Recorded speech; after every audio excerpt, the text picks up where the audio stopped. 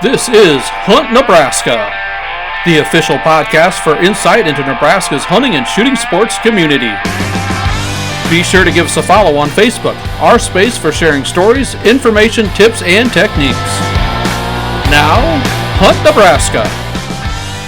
Welcome back one more time to the Hunt Cabin here at Hunt Nebraska. Guys, it's great getting back together with you. We got a little bit different crowd here today, though. Mm-hmm. We lost one, we added one. Yeah, we might have traded up. That's true. Most people will probably write in the comments, you guys traded up. We've got Jackson Ellis. You guys know him as our hunter ed coordinator, our good friend Hunter. You've been more and more of a part of this as Kayla has been kind of off elsewhere doing things for the agency. Archery, talking expos out there yesterday with you, Julia. But we've got Julia Plugge back from She Goes Outdoor Podcast. You're going to want to give that a check out on SoundCloud or whatever platform you like to download your podcast listening delights from. But also make sure you give us a subscribe on your favorite platform as well, and give us a like on Facebook at Hunt Nebraska. We've got a few things to tackle here, and we got a short time to do it because we've only able to get Julia in here for a few precious moments, folks.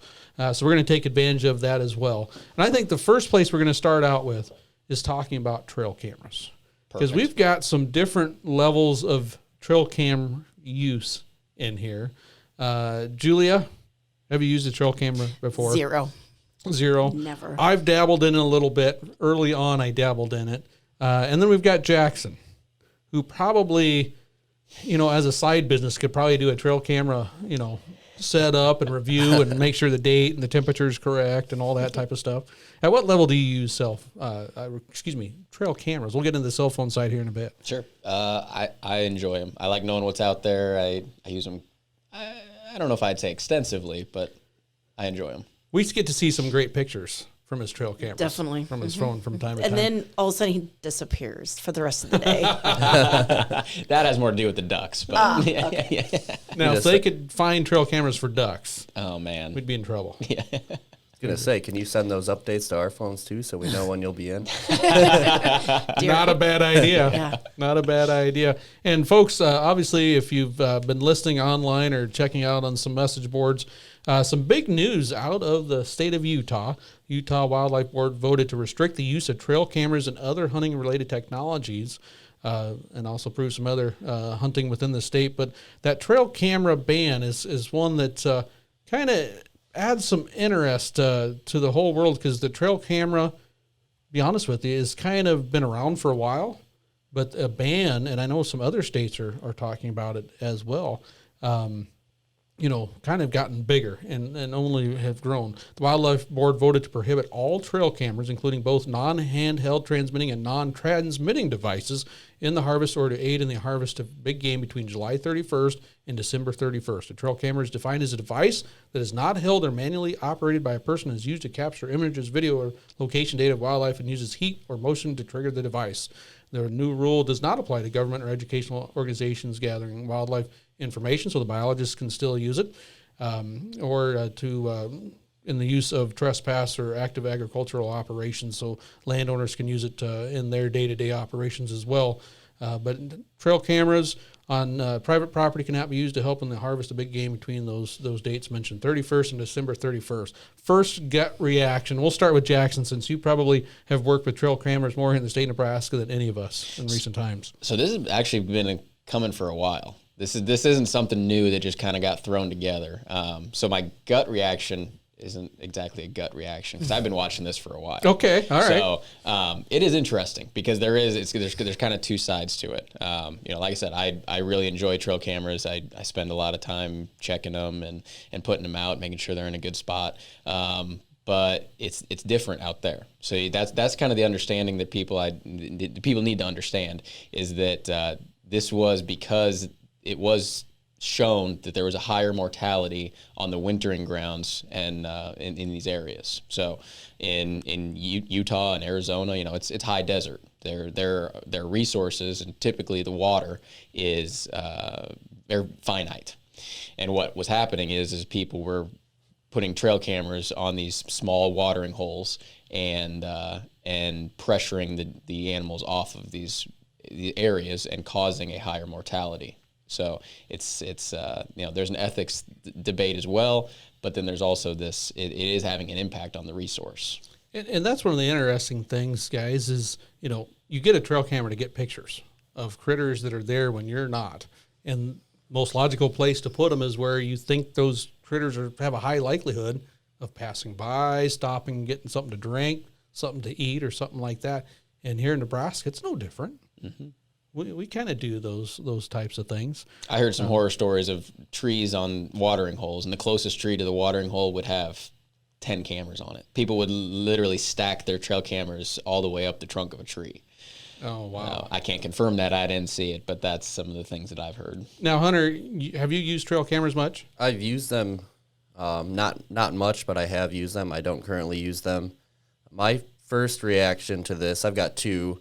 One being, my time I can commit to hunting and just in general is, hunters in general, we all have competing interests. We all have, it seems, less and less time. And I think trail cameras, kind of can reduce that time you need to put into hunting. So I look at it from that perspective, thinking, will this impact the ability for hunters to hunt and be successful? And it sounds like it might. And then my second blush is, state by state, varying regulations just might be another barrier, another thing to know going from state to state. So those are my two first blushes. Like I said, I don't use trail cameras, so I guess I can't have a real strong opinion on this. But, if I were to use trail cameras, I support the use of them. So, and I've dabbled in it. It kind of comes and goes. I'm not the most up to date on the highest techno gadgets they have that we'll talk about here in just a few minutes. But part of the fun, I think there's two fun things about trail cameras, Julia, and it goes back to two basic things. One, we love to set a trap and see if we catch what animal we're after. I remember growing up even setting mouse traps in the old house that we lived in. Come in the fall, and you're thinking, all right, I got to put the peanut butter here. Where am I going to set this trap? And, set it right where you thought the mice were going to be and attracted to it. And it was fun. Next morning, getting up, did I catch anything? Did they eat the peanut butter off and not get snapped? No. That happens in our place. I found out, one, you got to kind of make it a little bit more hair trigger because mice aren't that big. Marshmallow. And two, don't put too much peanut butter on it, because even if it sets it off, Mom doesn't like to have to clean up peanut butter off the side of the walls from time to time, or they can get to that after it goes off and clean it out. But there's some fun to that. I set a trap, am I going to catch it? Same with the trail camera. And there's also that thing that always kind of eats at us. And I know, Julia, out at the places that you deer hunt, you've seen some nice-sized deer. You've seen days where there's lots of them, sometimes just a few deer. This past rifle season, probably a good example of not seeing them when they were supposed to be, but they're there around sometime. When are they there? What's there when I'm not here? What's going on behind my back that I don't know? There's always that question, and that question's been bugging hunters for some time. And I think that's what trail cameras and these scouting cameras really do kind of come into their own. Is now I can find out a little bit, but the one problem I have seen is when you get a trail camera and you go out and you get to check the card and look at it. What did I catch? You realize I'm just seeing such a small piece of that puzzle. I need another trail camera. Then I'll double it. And then pretty soon, two, I might as well have the third and a fourth. Yep. And pretty soon you get a lot of trail cameras. And Hunter, do you know how many trail cameras you have? I just have one. Just one? You've been able to resist that temptation. One. Yep. Jackson, on the other end of the spectrum. Plead the fifth. Hey, I do have one. I bought one. I got it out of the package. That's where it sits. We haven't tried it. I think it just needs to take that step to try it. Put it in that spot like we were this year, just to see. It was something traveling through there. But yeah, and with the kids that you have, I know they're going to get into it. Oh yeah. Yep. I snuck in. Mine were kind of old, and I've had some taken off of ground as well. So those you subtract from the inventory that were on public that just disappeared or private that disappeared. So I snuck in some cheap trail cameras into my kids' Christmas gifts this year. And they're both at first were like, oh, it's a trail camera. My son, I was like, it's a trail camera, just a little bit. But I noticed with my daughter, who was probably the least impressed with it, you know, as we were getting ready and going through, you could tell that the wheels were really turning, just like, you know, this might be okay. And now you got to watch where you walk and what you're doing as you walk around the house, because we haven't gotten out in the woods yet, but she's learned that she can get pictures at odd moments. Oh. And she knows what areas are off limits, don't get me wrong, but that idea of trapping and catching pictures of whatever's behind funny. you is really taken off, which is kind of interesting. She's got that surveillance. She's Yeah. yeah. I think so. What's my cat up to? What's my brother doing in the living room at 2 a.m.? All that type of stuff. So it's just fun. And I know with your kids, you get them out there, they'll want another one, and they'll want another one. And There's even stuff on the farm, like where I want to put one just so you can see, because you'll see trails. You just want to see what's going through there. I mean, we're not planning on hunting it, but what's causing that trail? Well, and I'll say that in places that get grazed by cattle that I archery hunt, you know, why not? Deer are going to use that cattle trail. That's the easiest path through some of the thickest spots, or they know the same areas to cross the ravines or creeks. And so it doesn't always show up. Even with a little bit of rain, sometimes those deer tracks don't show up in that well-worn cattle path. Well, and yet they're using them. I'd end up with like 552 pictures of number 65 cow staring at you. They do like cameras. You got to watch out for that. Yeah. They will knock them off trees. How many of you have been on public ground, hunting or scouting or anything like that, and run across a trail camera? Oh yeah, all the time. What's your first reaction when you see that? He's gonna get a pretty candid picture of me. Usually just give a little wave and keep on moving through. Yep. See, Yep. I stop, and I don't know what it is. I don't mind them getting a picture of me. It'd probably better if they did, but I still go around them. I still kind of like, they don't need to know I was here on this public track and around. So I've made a face, given a thumbs up. Have you? Oh yeah, yeah. You know, and in Utah, how many now don't have to worry about it getting stolen? Because that's a big thing. That's a big deal. You see that a lot, that a lot of game cameras are taken. And they get expensive. Yeah. They can. Yeah. Yep.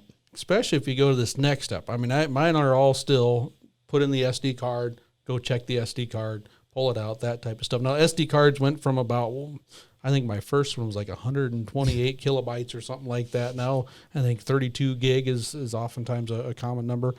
But now you send them right to your phone. And you've got some of those, Jackson, right? I do, yep. It's about 50-50. 50-50. So how do those work?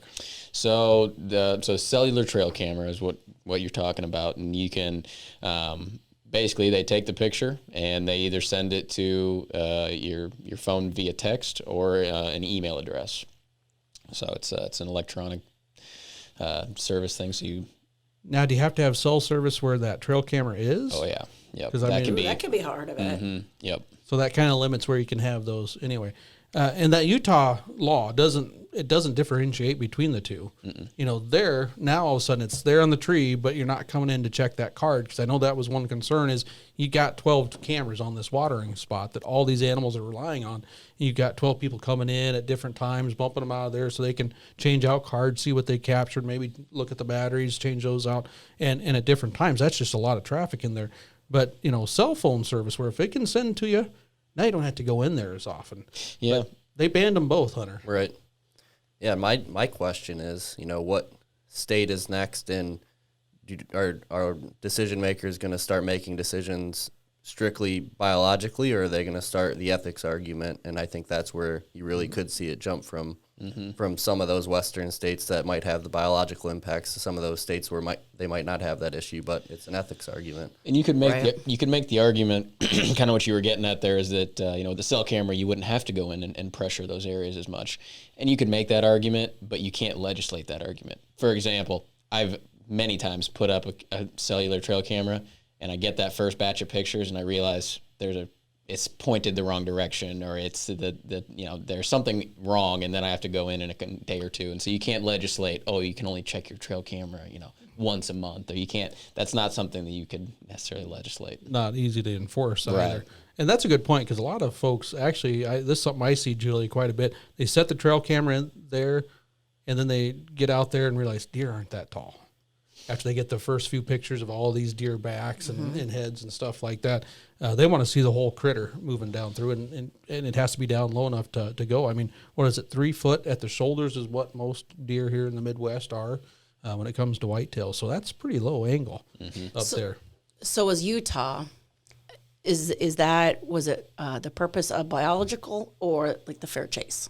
I think it had a little bit of both. I wasn't there for the arguments. Maybe you were, Jackson or Hunter. I didn't follow it quite as closely. A couple of years ago, it definitely started hitting the radar because of the biological issue, and that people were. There were pictures of trees out there that looked like a Christmas tree, but just trail cameras. Yeah. And so then, exactly. People are traipsing into these areas where these animals are wintering. This is arguably the hardest time of the year for them. And then, like I said, that finite resource that they're getting pressured off of and leading to higher mortality. So that's where it came from. Then you start to get into the ethics debate, and that's kind of where I think this conversation is going. Yep, and I can't speak for Utah, but I know folks with Arizona Game and Fish did bring up the ethics as a component for their argument in their ban. So it's definitely part of that decision. Here's a part of the Utah decision or ban. The board also voted to prohibit the sale or purchase of trail camera footage or data to take, attempt to take, or aid in the take or attempt to take of big game animals. That includes images, location, time, date of the footage, any other data along that line. Now, Kayla and I were talking yesterday that I remember an ad in a magazine about a trail camera or monitoring system for your property, and it must have worked on cellular data or coverage, where a gentleman, I believe he was from Texas or some other state, it doesn't really matter, but had a lease up in a Midwestern state just for deer, and the whole premise of the ad was on this special type of fill-in-the-blank trail camera. I saw a nice big buck that crossed my blind shooting area at 10 a.m. on a Tuesday, jumped into my jet, flew there, and on Wednesday at 10 a.m. I harvested that deer. And so my first thought is, for some folks that are into the hunting side, they're just like, well, that's exactly what I'm using that trail camera to do, is see what deer are on their feet in the daytime, if they're ones that I'm interested in harvesting, regardless of whether that's a buck or a doe and time of season. But there's also thinking, oh, wait a sec, this is where some of those that aren't necessarily pro trail camera or not exactly happy with hunting can say, hey, this is unfair advantage. You know exactly when that deer's crossing through on this expensive lease. Now you're flying your expensive private jet up here to shoot this deer. How much hunting is that really? When you can be 4 states away and find out, all right, this one I want to shoot is passing by. I'm flying up to shoot it, which is pretty interesting. But it gets back into the ethics. There's nothing really beyond that, not pressuring that animal until the harvest. But it really is kind of an interesting debate. Now, the neat thing here in Nebraska, other states have talked about that, but here in Nebraska, being that we're mostly privately owned and being that we don't have water isn't quite the limiting resource most years across this state like it is in some western high desert areas, food, usually not a big thing. No. Unless we get a really bad winter. Yep. Or something along those lines. How often do you guys check your trail cameras when you have them out? I try to go in about once a month. Once a month. Mm-hmm. Yep. I like to let them soak. That you get a good amount of pictures. You're not pressuring the area too much. That's typically my time frame. When I used trail cameras back in Wisconsin, I'd say that property was several hours away. So it could be a month, it could be a few months before I got to check it. So it was more preseason trail cameras than during the season, just a matter of how far away the property was. So gotcha. I've had some where I let them soak for a year, well, maybe not a year, but probably 6 to 8 months. I mean, I'd put them deep on public land and just leave them. And they last so long without, having to replace battery? They're usually. I was like, wow, 6-8 months. I've checked dead cameras before, no doubt. Okay. But if that's your plan, if you go into it thinking that, you can use good batteries and a big SD card and sure. Yeah, you can make them last that and long. I've been at both ends of the spectrum again. I've had some where I just pop them up for a night and go out and check them because I happen to be at a relative's place or I want to just check out this area real quick. And I had some early versions, use the great big D batteries. And the cards that we had in them were really small. They wouldn't hold a lot to begin with. So, and for some reason, those D batteries didn't last really well. Or I had some cameras that I think used 3, some 4 batteries, the little AA batteries, and they didn't last very long. So you were constantly in there just about once a week at times. Then on the opposite end of the spectrum, Julia, I can remember setting up a ground blind for muzzleloader season last year in 2020, and kind of looking in the woods, and it's like, wow, someone put a trail camera right over there.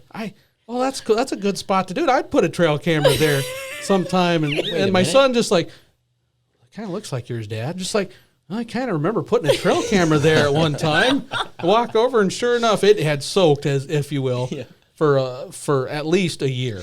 I mean, I probably put it there. Maybe it was early that spring or something like that. So I got it, and I don't remember. It had a pretty decent sized card, and the battery still operated, Hunter. Oh, wow! So I was impressed, and it had, I think around 3,500 photos or something like that. It was only taking single pictures, so I was excited. Did you see anything good? And well, what happened is it looks like I put it out in the spring, so I've got some neat post antler pictures. Oh. I've got some in velvet, and then it ran out of space on the card about June. So just as they started growing again, I got some neat fawn pictures, but nothing big all through this time. Even though as we walked up, it was trying to take a picture of us, it didn't have any place to put it. Any other really cool picture? Like you're like, wow, that's awesome. Squirrels, coyotes, deer, but during the wrong time of year, so it really didn't help me a whole bunch. But it was kind of a fun. That's the only trail camera I have left. The rest have either disappeared or obsolete now. A couple months ago, I got pictures of mini horses. Oh. Yep. Call the neighbor. Your horses are out. Is that what you do? Yep. Checking trail cameras, clicking through deer. That's not a deer. There were two. There was a black and a gray mini horse that got out after a storm. There was actually, the guy had 10 of them. Oh. He recovered 8 of them, and then I helped him get the other 2 back to him. You had them. Yeah. Was that on your cellular camera? It was. Yeah, I was actually out of town, and I called the neighbor, and I said, who do you know that would have mini horses? And he goes, I know the guy. They can show you some troubles, too. If there's farm dogs running around in an area, those will pick it up. Trespassing humans. Trespassing, yeah. I've got pictures of people that shouldn't have been out there. Yep. My fun ones, Hunter, is I've oftentimes used them in recent years looking for small critters, raccoons, mink, coyotes, fox, things like that. Bobcats we'll get pictures of as well, which is always fun because when people come across those cameras, they're a lot lower on the ground. You can imagine having to get a picture of a red fox. That's way down on the tree. Because I get pictures of all these other hunters out on some of these public areas that have to bend over to look at the trail camera. All of a sudden, just like, what on earth is it doing way down there? I share permission on a property with a guy who takes a garden spade, and he actually mounts his camera to the garden spade and then just sticks it in the ground. It's interesting technique. It's different, yeah. I was gonna say, Wisconsin has I think it's called Snapshot Wisconsin. It's a public wildlife monitoring program that private citizens can send in their trail camera pictures to the state through a form, and they use that data to help with population estimates and just wildlife, numbers in general. So, beyond the hunter, there are other ways to use a trail camera. I know just wildlife viewing too. So interesting to see in those states that dynamic on, can general populations still use them to watch wildlife? And can you still do research? And a lot of universities use trail cameras in their research as well. On a recent episode that we did about foxes, they were using those with a swift fox using trail cameras to do their studies and watch the pups. So an interesting conversation for research study, be able to use them. Folks, your Nebraska Game and Parks Commission uses them quite a bit for not just the tracking of certain species of animals, but also of hunters and anglers and park users and things like that to kind of help estimate flow and usage of areas and things that we do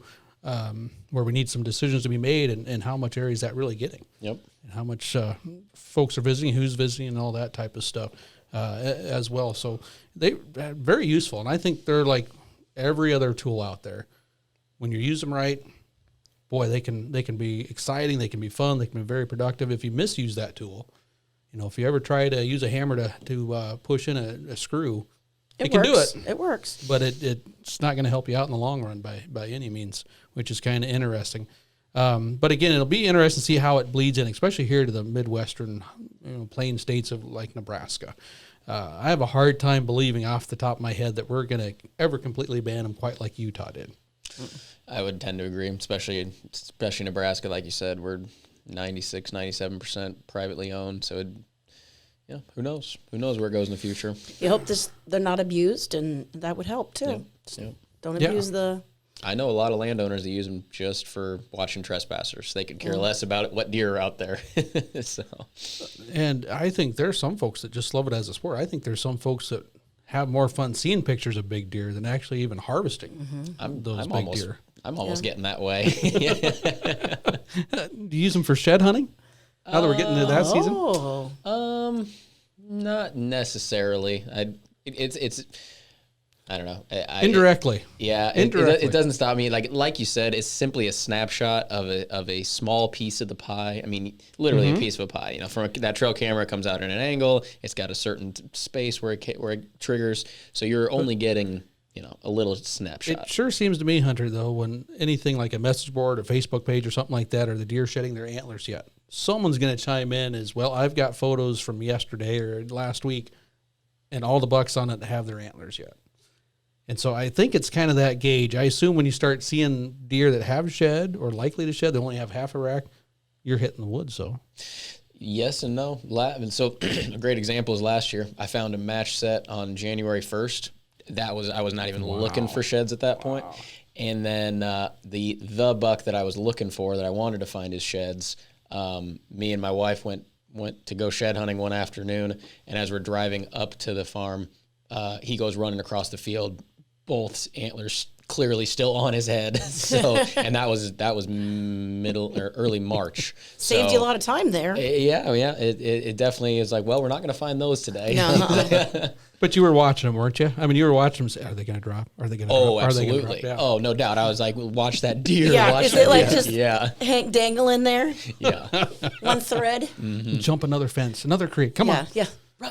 Yeah, that's kind of fun, and this is one that we'll definitely want to watch, and I know a lot of folks are. But just as you mentioned, Hunter, it's one of those challenging things that just because it's the way here in Nebraska doesn't mean that's the way it's going to be in other states around us. And Utah might be leading the charge. They might be out on an island all by themselves. But as you mentioned, there's other states kind of looking at that.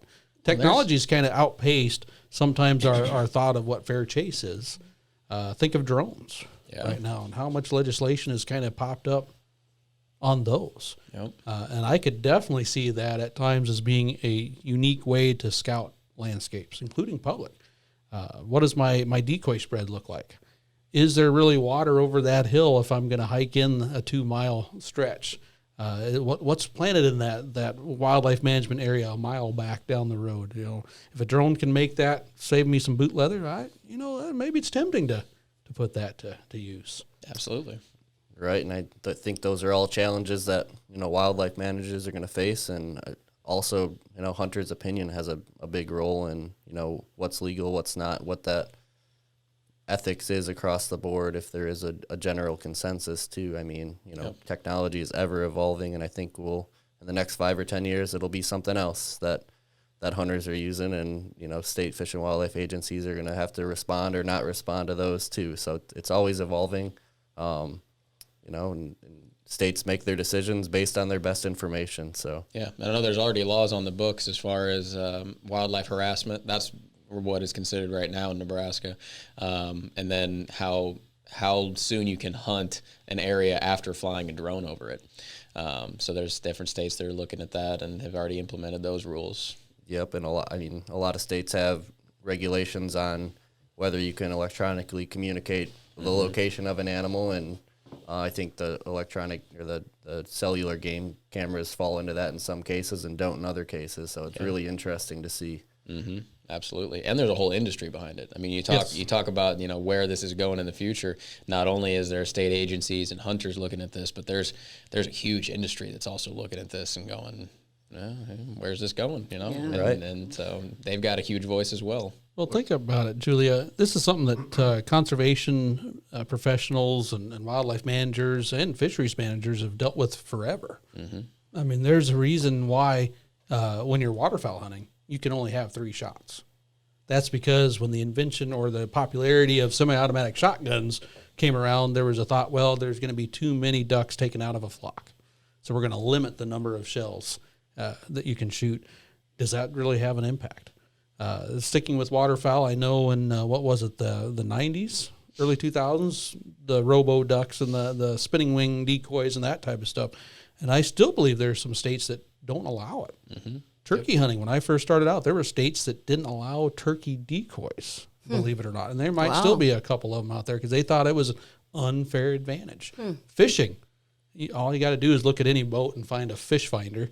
And there was talk about, boy, knowing where exactly what's going on underneath you. Okay, a little bit's okay. Maybe that flasher unit where it just pops up as different colors and you can find the bottom. Okay, that might be okay. But the one that actually shows a little picture of a fish or how deep it is, or now you've got radar where you can see it in live time. Oh my! And all that type of. So I think it's something that we've dealt with for some time. Yeah.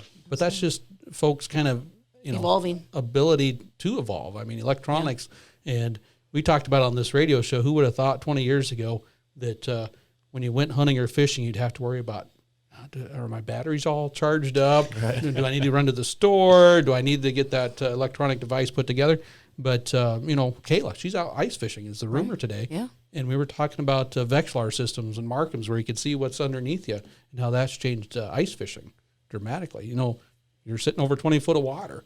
And the old idea was drop that jig all the way to the bottom, reel it up a little bit, jig a little bit. If you didn't catch anything, pull it up. You know what I'm talking about, Hunter. And now it's like you can see that school of crappie swim past, that's just 8 foot underneath you and reel up real fast. Oh, I got one. Yep. And it's definitely changed to fishing. Oh, wow, yeah. To where it's almost like it's hard to go fishing without it at times. So I mean, you'd be bored otherwise. You can make an argument that it's making us less of outdoorsmen. Oh, I don't like that.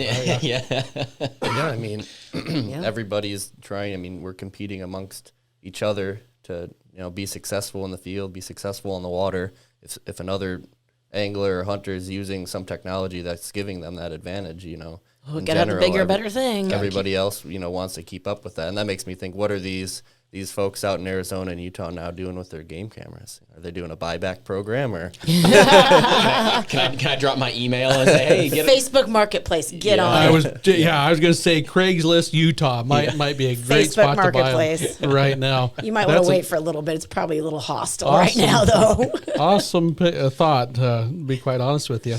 But it is one of those things that, you mentioned it, Hunter. Folks don't have as much time perhaps as they used to. They usually travel further, I think, for their outdoor pursuits, especially hunting, I think. More now than ever, probably fishing as well. The world's got a little smaller, but we're willing to travel a little bit further, but it takes time. And if we don't have a lot of time to begin with, we're going to take what advantages we can. And you also think of some of those things we try to come up with as an advantage that don't work. Kayla and I, again, yesterday on our conversation, we covered a lot of ground. So we were going to our archery training. UV paint on waterfowl decoys. Mm-hmm. Does it work? Don't know. We haven't ever talked about outlawing it, but it's used. There's that suit that you put on that's supposed to kind of disrupt your electromagnetic waves as well. We got to talk about that. Jackson, I know you got thrown on the bus a little bit.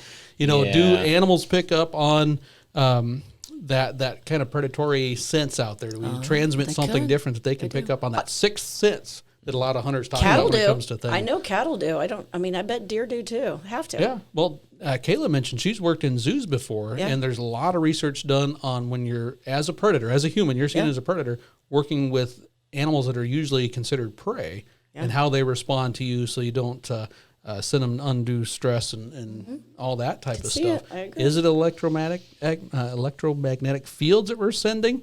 That's grown in popularity. We haven't talked about outlawing it yet, but perhaps if it got caught on further down the road. Because trail cameras have been around since when? Oh, God. 30 years? I mean, they used to be 35 millimeter cameras, film you had to take to Walgreens. By then the season's over by the time they get developed. They 30 years at least, if not further than that. Oh, come on. The cameras have been out past 30 years. Just now, I'm not admitting to just now talking about banning them. So does that, has the technology in that area just gone past what some of us are comfortable with, and those that are uncomfortable get to make the decisions at times, and hey, we're done. Now, if it's a resource thing, I'm all for the resource, but if it's beyond that, if it's a fair chase thing, that gets a little bit more gray, because your ethics might be a little different than my ethics. It might be different than, I mean, they're personal, so. Yep. Oh, that's fun. We didn't even have time. We're going to have to wrap it up here, folks, because Julia has got, her higher calling means she's involved in more aspects and things, meetings and conferences. Gotta jump on a Zoomie. Bigwig handshaking and smile sessions and all that type of stuff. But make sure you check out her podcast. She Goes Outdoors. Where can they find that, Julia? SGOOutdoors.com. Just find it. There's links there. And actually, we have a pollinator, She Goes Outdoor box, subscription box available too. Ooh. So just go to our website or our Facebook page and learn a lot. There you go. I think next time we're going to have to get into what Boone and Crockett has done. Quietly behind the scenes. It's kind of an extension of this, but it goes a little bit further, and we can talk about that whole system. You better bring Jeff back for that one. We might have to, because I know he wants to weigh in on it. He's the one that sent us some of the major articles on it, so we'll give him that shot. But we're going to have to put a bow on this one again. Make sure you give us a subscribe so you know the next time we drop our podcast each and every week right here on Hunt Nebraska. Until next time. Hunt Nebraska, brought to you by your Nebraska Game and Parks Commission.